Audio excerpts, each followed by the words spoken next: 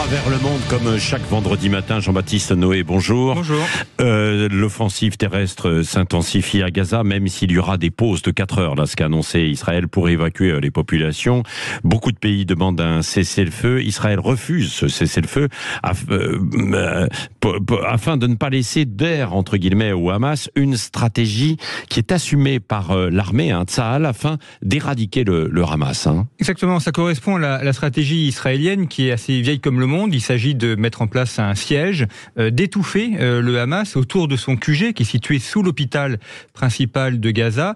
Le but étant de couper notamment l'arrivée en carburant, parce que sans carburant, les ventilateurs ne fonctionnent plus, l'électricité ne fonctionne plus non plus, donc les personnes du Hamas dans les tunnels ne peuvent plus vivre, de couper également l'accès en nourriture et en munitions.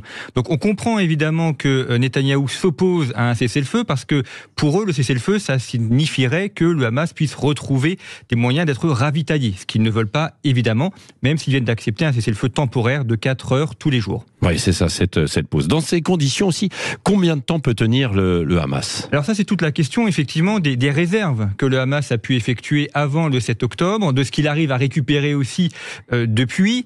Pour donner quelques idées, lors de l'opération du 7 octobre, il a engagé à peu près 3000 hommes.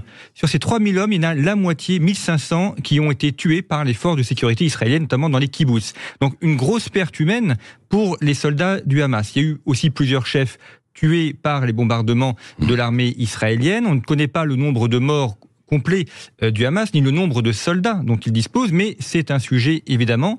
La question également des stocks de nourriture et de stocks d'armes, sachant qu'on est sur des temporalités différentes. Le but du Hamas, c'est de tenir le plus longtemps possible pour retourner l'opinion mondiale contre Israël. Alors on voit la stratégie conduite aujourd'hui, mais qu'en est-il de l'après et des conditions de paix future, si c'est possible évidemment d'aller vers cette paix. Et ça c'est tout le problème, parce qu'on voit bien la stratégie du Hamas et d'Israël, on peut d'ailleurs les comprendre, chacun joue sa partition, mais la question, c'est qu'est-ce qu'on fait après ?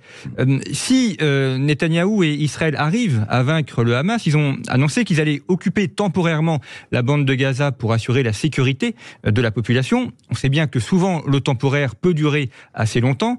Et quand même ce serait le cas, quelle serait l'autorité politique pour diriger Gaza ? Est-ce que ce serait l'autorité palestinienne qui a été battue dans les urnes en 2007 ?